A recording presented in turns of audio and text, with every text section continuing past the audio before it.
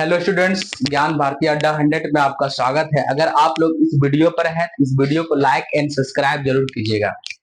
हम लोग पॉलिटी के बारे में पढ़ रहे थे, तो पॉलिटी का दूसरा क्लास है और हम लोग पॉलिटी का फर्स्ट क्लास में पढ़ लिए थे act 1773, act of settlement 1781, 1784, act of 1793, 1813, 1833 और 1853। आज हम लोग पढ़ेंगे एक्ट 1858 के बारे में। आप लोग समझ रहे होंगे। अगर जहां भी आप लोग को प्रॉब्लम होती है तो आप लोग कमेंट सेक्शन में जरूर इसका जवाब दीजिएगा। उसके बाद में फिर हम उस गलती को क्या करेंगे, सुधारेंगे और आपको जवाब का क्या करेंगे, हम इधर आंसर देंगे। ठीक है, चलिए हम आगे बोर्ड पर देखते हैं। और जितने भी बिहार पुलिस के लोग हैं या बिहार एसएससी या बिहार दरोगा, इस टॉपिक से बहुत क्वेश्चन आता है, इसीलिए आप लोग इस टॉपिक को स्किप ना करेंगे, अच्छे से देखेंगे, पूरा वीडियो देखेंगे, बीच में छोड़ करके नहीं भागेंगे।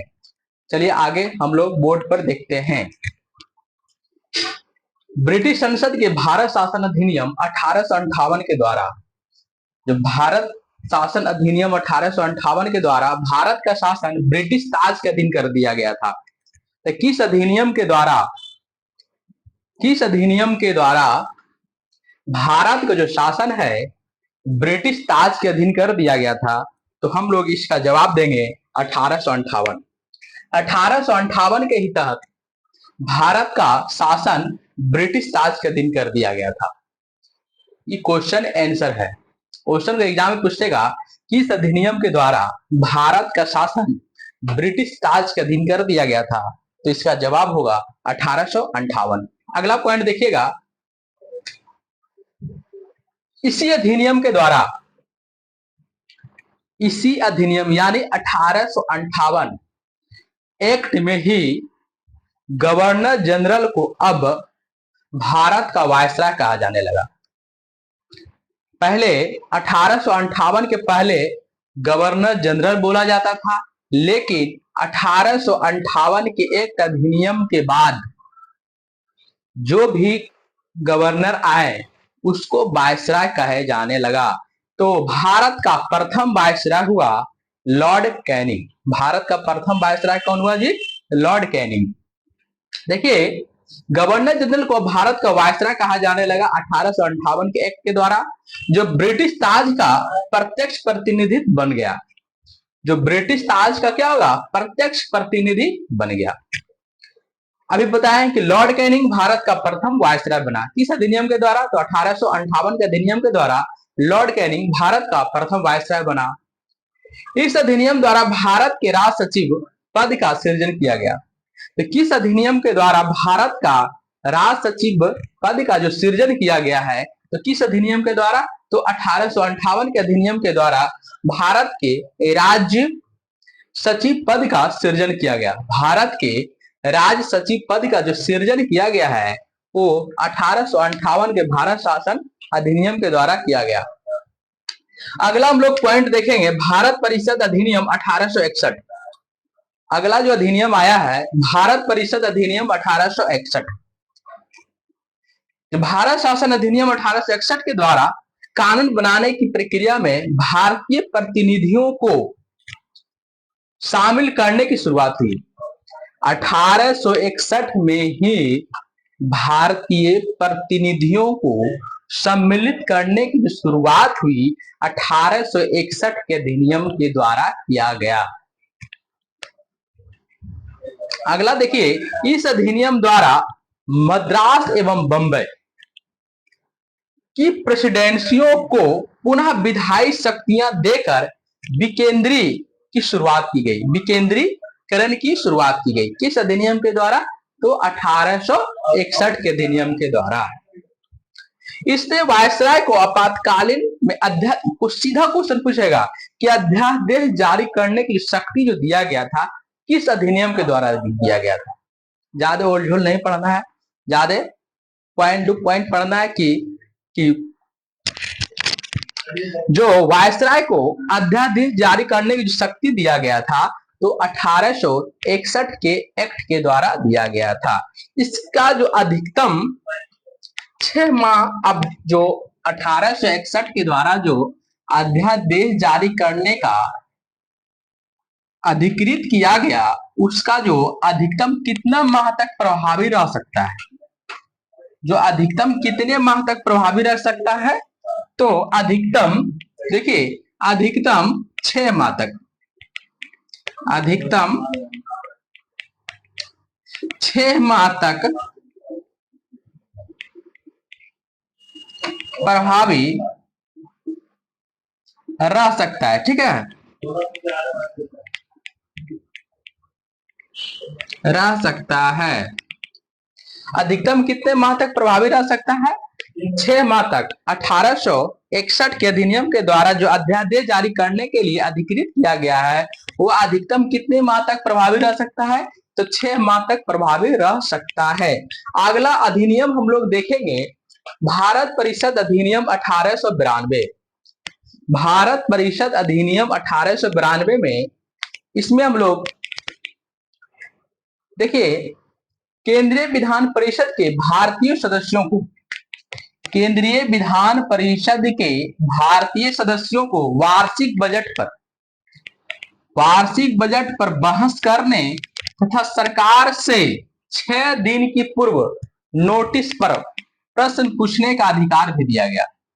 क्वेश्चन पूछेगा किस अधिनियम के तहत वार्षिक बजट पर बहस करने और सरकार से प्रश्न पूछने का जो अधिकार दिया गया है वह किस अधिनियम के तहत दिया गया? तो 1892 के भारत परिषद अधिनियम। आगे हम लोग देखते हैं, लेकिन इसमें मेन बात यह भी बोला गया है इसमें आप पूरक प्रश्न नहीं पूछ सकते हैं। इसमें जो बात बोला गया है इसमें परंतु पूरक प्रश्न पूछने तथा मतदान का अधिकार नहीं था। 2 चीज इसमें नहीं था। क्या था? एक तो पूरक प्रश्न पूछने का अधिकार नहीं था और दूसरी बात थी कि मतदान करने का अधिकार नहीं था। किसमें? तो 1892 की भारत परिषद अधिनियम में था क्या? तो वार्षिक बजट पर प्रश्न पूछने और वार्षिक बजट पर बहस करने और प्रश्न पूछने का अधिकार दिया गया था, लेकिन पूरक प्रश्न पूछने और मतदान का अधिकार नहीं दिया गया था। आगे हम लोग देखते हैं सीमित अर्थों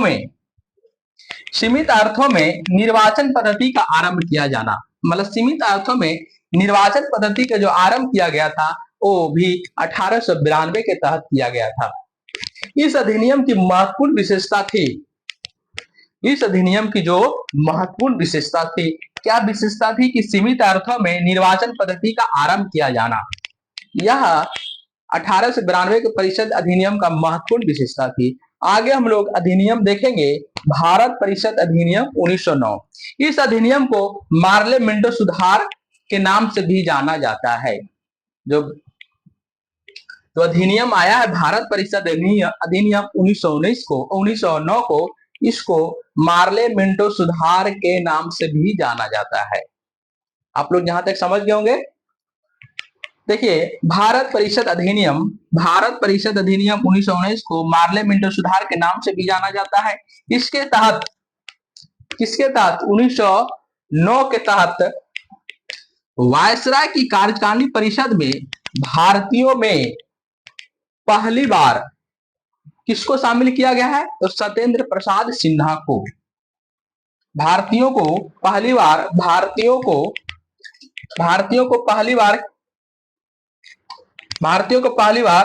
किसको शामिल किया गया था? कौन से व्यक्ति थे? तो सत्येंद्र प्रसाद सिन्हा। परिषद के सदस्यों को बजट एवं लोकहित के विषय की विवेचना करने, प्रस्ताव लाने तथा पूरक प्रश्न पूछने का अधिकार दिया गया।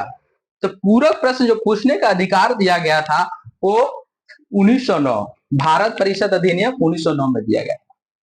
पूरक प्रश्न पूछने का जो अधिकार दिया गया था वो भारत परिषद अधिनियम 1909 में दिया गया था। समझ गए? इसमें पृथक निर्वाचन के आधार पर मुस्लिम के लिए सांप्रदायिक प्रतिनिधित्व का प्रावधान किया गया था।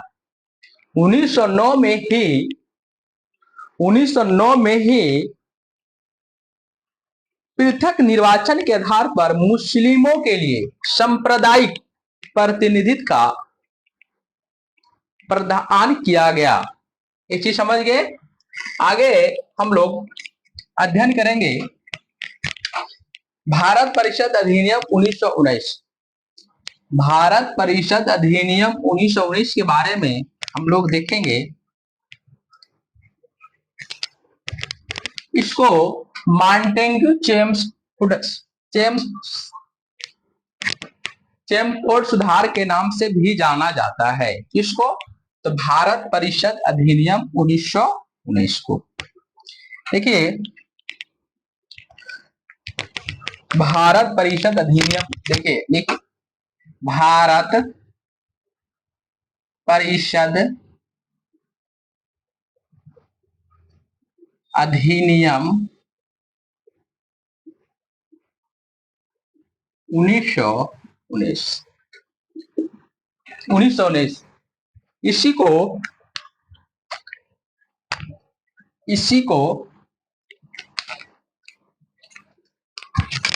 इसी को मॉन्टेग्यू चेम्सफोर्ड सुधार, मॉन्टेग्यू चेम्सफोर्ड सुधार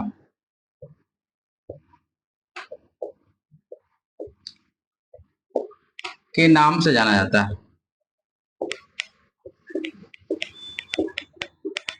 समझ गए? इस अधिनियम के द्वारा पहली बार प्रत्यक्ष चुनाव प्रणाली का प्रावधान किया गया। किस अधिनियम में पहली बार प्रत्यक्ष चुनाव प्रणाली अपनाई गई? तो 1919। अगला पॉइंट लिखिएगा, इसी में पहली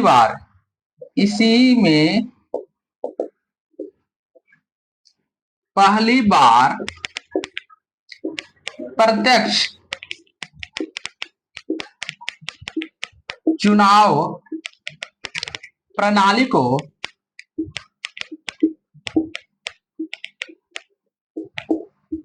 को अपनाई गई। समझ गए? इसी में यानी भारत परिषद अधिनियम 1919 में ही पहली बार प्रत्यक्ष चुनाव प्रणाली को अपनाई गई। अगला पॉइंट देखिए, अगला जो पॉइंट है, सांप्रदायिक आधार पर अगला पॉइंट लिखिए, सांप्रदायिक आधार पर। अगला पॉइंट है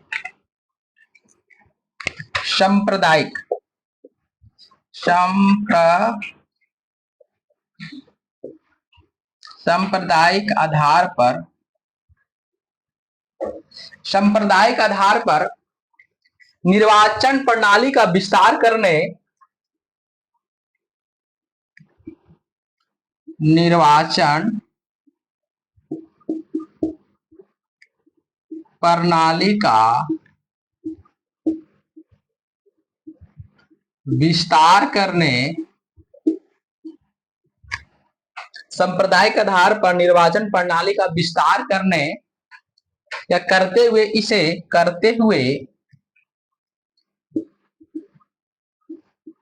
हुए इसे सिखों,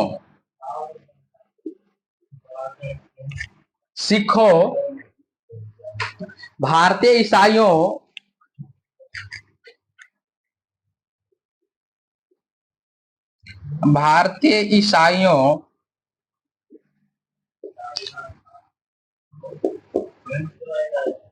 आंग्ल भारतीयों तथा यूरोपियों को भी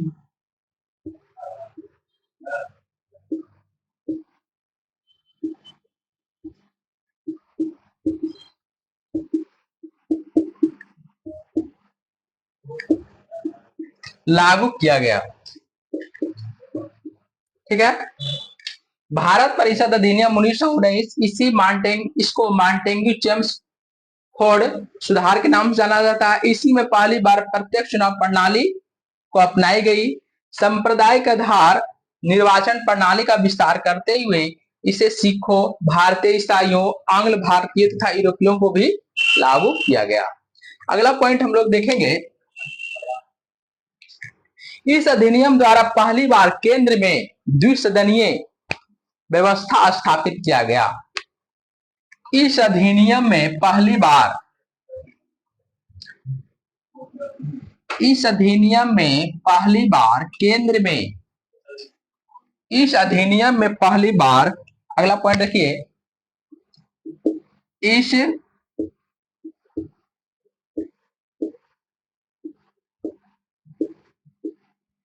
अधिनियम में पहली बार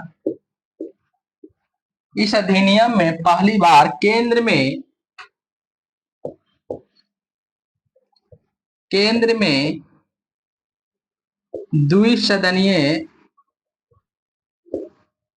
द्विसदनीय व्यवस्था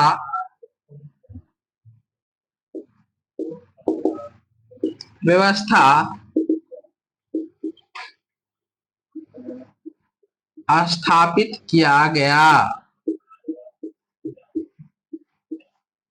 समझे? इस अधिनियम द्वारा पहली बार केंद्र में द्विसदनीय व्यवस्था स्थापित किया गया। किस अधिनियम में पहली बार द्विसदनीय व्यवस्था स्थापित किया गया? तो इसका जवाब हम लोग देंगे, इसका जवाब क्या हो जाएगा? भारत परिषद अधिनियम 1919। इस अधिनियम के तहत प्रांतों में द्वैध शासन प्रणाली लागू की गई। इस अधिनियम में दूसरा पॉइंट लिखिएगा, इस अधिनियम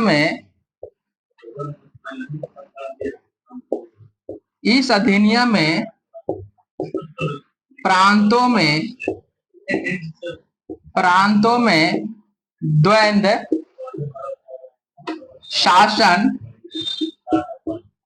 द्वैध शासन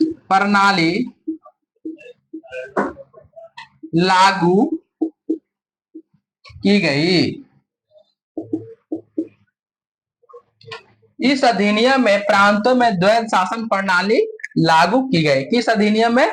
1919 के अधिनियम में प्रांतों में द्वैध शासन प्रणाली लागू की गई। इस अधिनियम में प्रांतों में द्वैध शासन प्रणाली लागू की गई। प्रांतीय विषय को दो भागों में बांटा गया। तो प्रांतीय विषय को जो है दो भागों में, देखिए प्रांतीय विषय को, अगला लिखिए, तीसरा लिखिए, प्रांतीय विषय को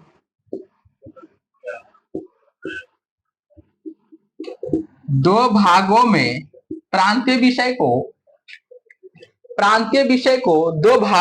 दो भागों में आरक्षित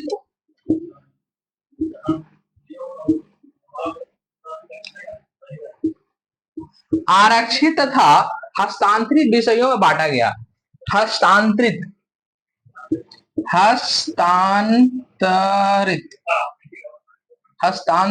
विषयों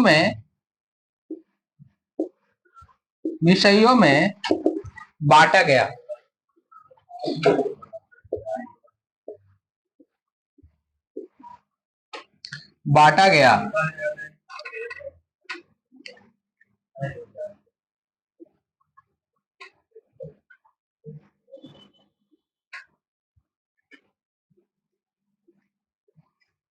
समझे?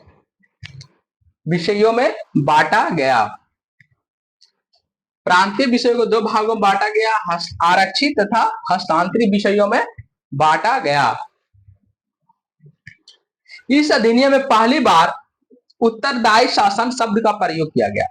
इस अधिनियम में पहली बार, चौथा पॉइंट लिखिए, इस अधिनियम में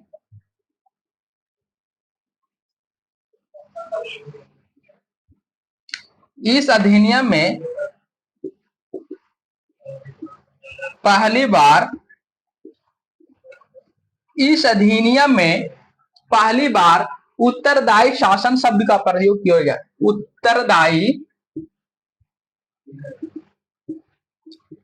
उत्तरदायी शासन शब्द का प्रयोग किया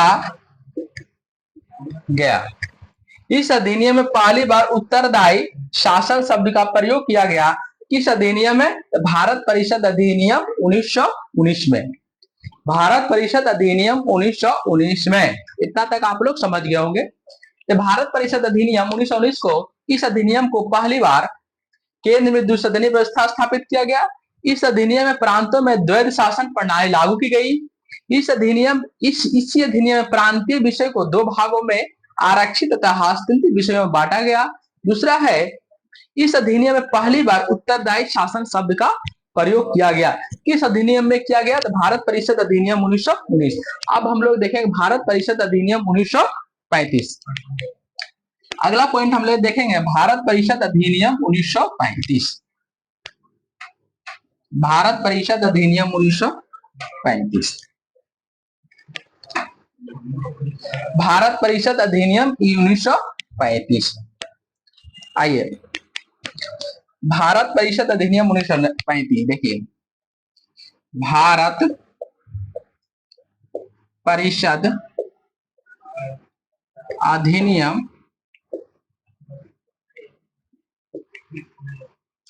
अधिनियम 1935 के बारे में देखेंगे। भारत में संघात्मक सरकार की स्थापना की गई। इसी अधिनियम के द्वारा भारत में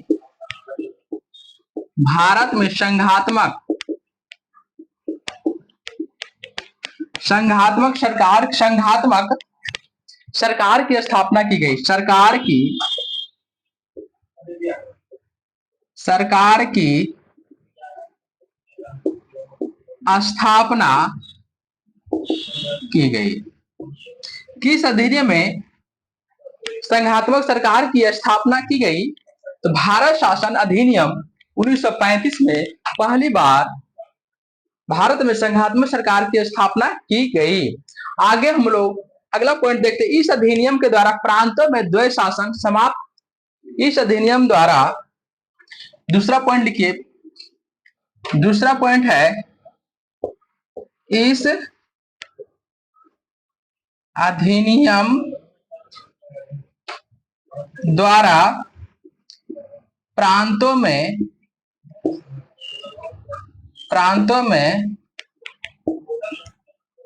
द्वैध शासन समाप्त कर। इस अधिनियम द्वारा प्रांतों में द्वैध शासन समाप्त कर के केंद्र में समाप्त करके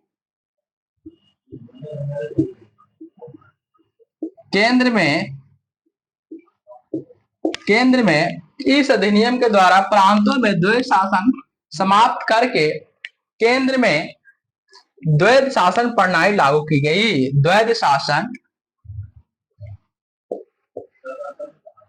द्वैध शासन प्रणाली लागू की गई। समझ गए? इस अधिनियम द्वारा प्रांत में द्वैध शासन समाप्त करके केंद्र में द्वैध शासन प्रणाली, प्रांत में द्वैध शासन को समाप्त कर दिया और इसी अधिनियम के द्वारा केंद्र में द्वैध शासन प्रणाली को लागू किया गया। आप लोग समझ रहे होंगे। अगला पॉइंट देखिएगा, जो तीसरा पॉइंट है, भारत, देखिए इसी अधिनियम में भारतीय रिजर्व बैंक की स्थापना हुई। भारतीय रिजर्व बैंक की स्थापना इसी अधिनियम के तहत हुआ। भारतीय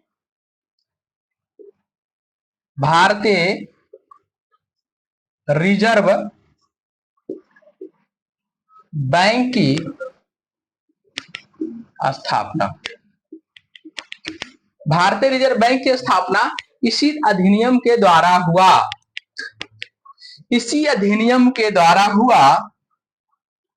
भारतीय रिजर्व बैंक की स्थापना जो है इसी अधिनियम के द्वारा किया गया। भारतीय रिजर्व बैंक की स्थापना हुआ इसी दिन। अगला पॉइंट हम लोग देखेंगे, सांप्रदायिक निर्वाचन प्रणाली का विस्तार। चौथा पॉइंट है कि सांप्रदायिक निर्वाचन प्रणाली का विस्तार। चौथा पॉइंट है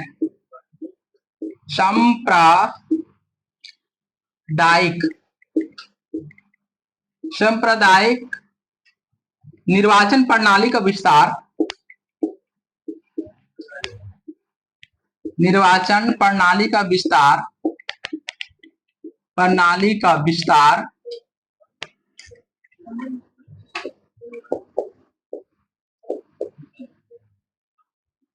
सांप्रदायिक निर्वाचन प्रणाली का विस्तार करते हुए दलित जातियों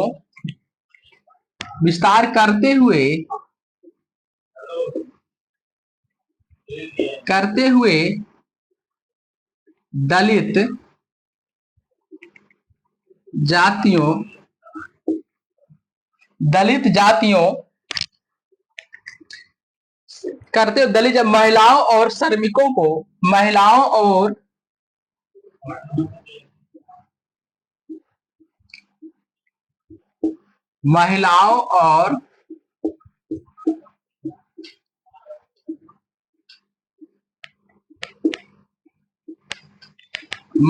और श्रमिकों को मतलब सांप्रदायिक निर्वाचन प्रणाली का विस्तार करते हुए दलित जातियों, महिलाओं और श्रमिकों को इसमें शामिल किया गया। इसमें शामिल किया गया।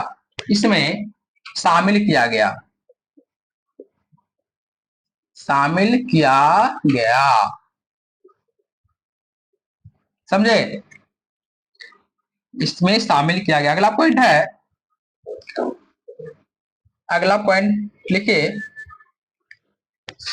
पॉइंट लिखिएगा। इसी अधिनियम के तहत वर्ष 1937 में इसी अधिनियम के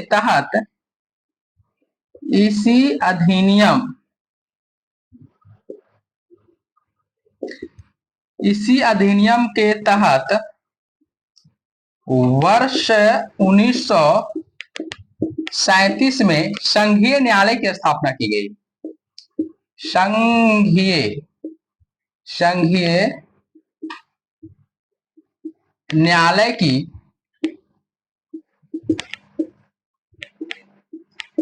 स्थापना की गई। क्वेश्चन पूछेगा संघीय न्यायालय की स्थापना की गई किस अधिनियम के द्वारा? तो 1935 का अधिनियम, लेकिन स्थापित कब हुआ? 1937 में। क्वेश्चन ये बहुत इंपॉर्टेंट क्वेश्चन है कि संघीय न्यायालय की स्थापना कब किया गया? तो 1937 में। अधिनियम क्या था? 1935 के अधिनियम के द्वारा किया गया। इस अधिनियम द्वारा बर्मा को ब्रिटिश भारत से, अगला पॉइंट लिखिएगा। इस अधिनियम द्वारा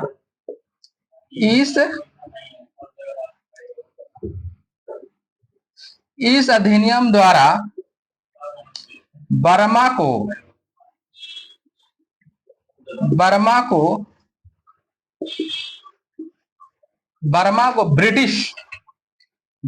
ब्रिटिश भारत से अलग कर दिया गया। बर्मा को ब्रिटिश भारत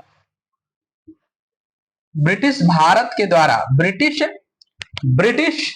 इस अधिनियम के द्वारा ब्रिटिश भारत से अलग कर दिया गया। ब्रिटिश भारत से अलग कर दिया गया। देखिए, सांप्रदायिक निर्वाचन प्रणाली का विस्तार करते हुए दलित जातियों, महिलाओं और श्रमिकों को इसमें शामिल किया गया। भारत शासन परिषद अधिनियम 1935। इसी अधिनियम के द्वारा वर्ष 1937 में संघीय न्यायालय की स्थापना हुए। इस अधिनियम द्वारा बर्मा को ब्रिटिश भारत से अलग कर दिया गया। किसमें? 1935 में। यहां तक तो आप लोग समझ गए होंगे।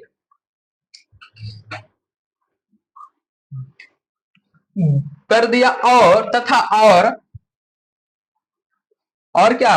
अलग करने के बाद जो अलग कर दिया, दो नए प्रांतों सिंध और उड़ीसा, और दो नए प्रांतों और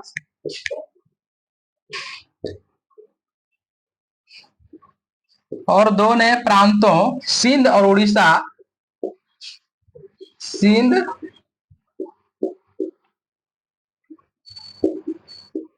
सिंध और उड़ीसा, सिंध और उड़ीसा, सिंध और उड़ीसा का निर्माण हो, सिंध और उड़ीसा का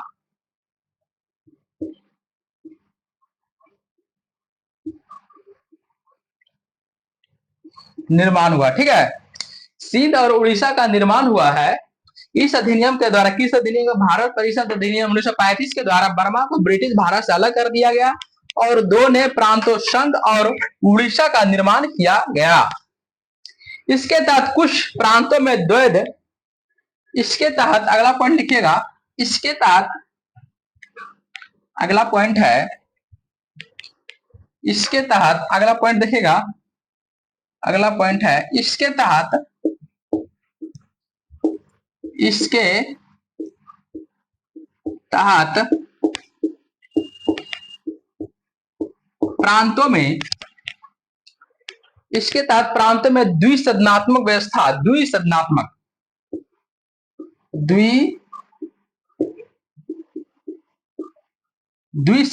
व्यवस्था, द्विसदनात्मक व्यवस्था, द्विसदनात्मक व्यवस्था की गई।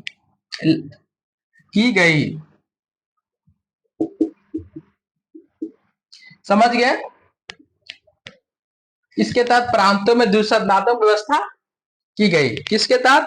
1935 भारत परिषद अधिनियम के तहत। 1935 के भारत परिषद अधिनियम के तहत प्रांतों में द्विसदनात्मक व्यवस्था स्थापित की गई। अगला हम लोग देखते हैं अधिनियम, अगला हम लोग अधिनियम देखते हैं। लास्ट अधिनियम है 1947, भारत परिषद अधिनियम 1947। अगला अधिनियम है भारत परिषद अधिनियम 1947। अगला जो अधिनियम है पढ़ेंगे, लास्ट अधिनियम भारत परिषद अधिनियम 1947। लास्ट अधिनियम है भारत परिषद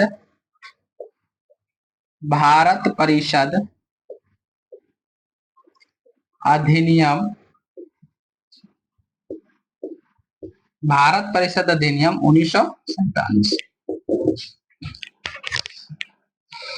15 अगस्त 1947 को भारत, 15 अगस्त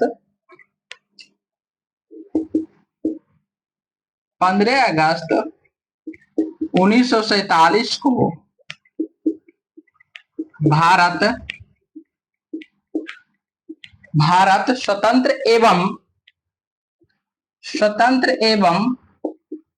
स्वतंत्र एवं संप्रभु राष्ट्र घोषित किया गया। संप्रभु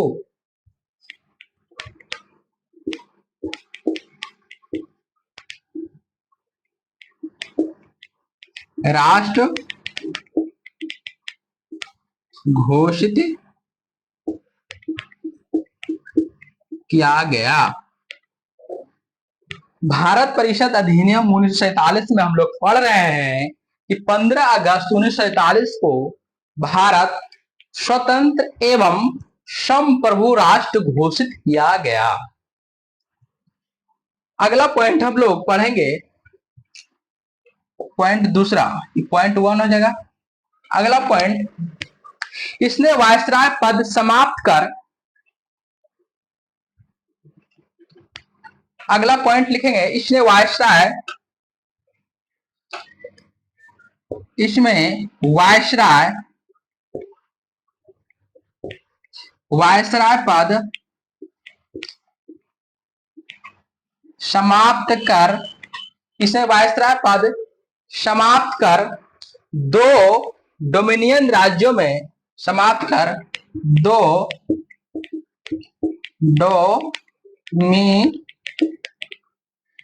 डोमिनियन राज्यों में गवर्नर जनरल, राज्यों में गवर्नर जनरल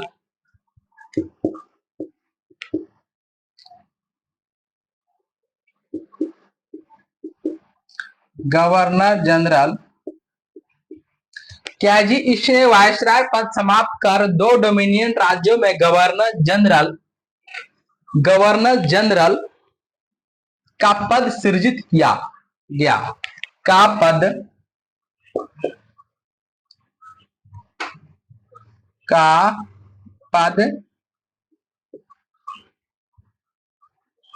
सृजित किया गया। समझे? इसके तहत अगला पॉइंट लिखिए, इसके तहत तीसरा है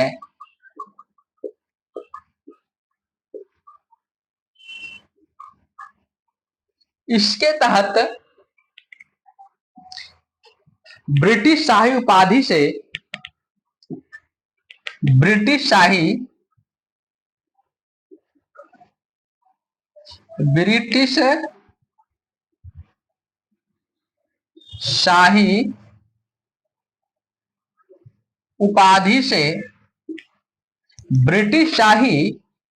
उपाधि से भारत का सम्राट शब्द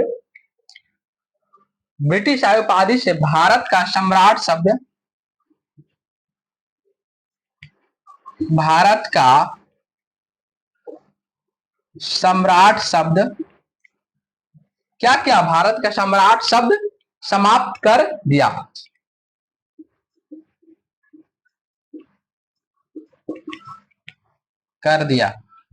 चलिए, भारत परिषद अधिनियम 1947 में हम लोग क्या पढ़े? 15 अगस्त 1947 को भारत स्वतंत्र एवं संप्रभु राष्ट्र घोषित किया गया।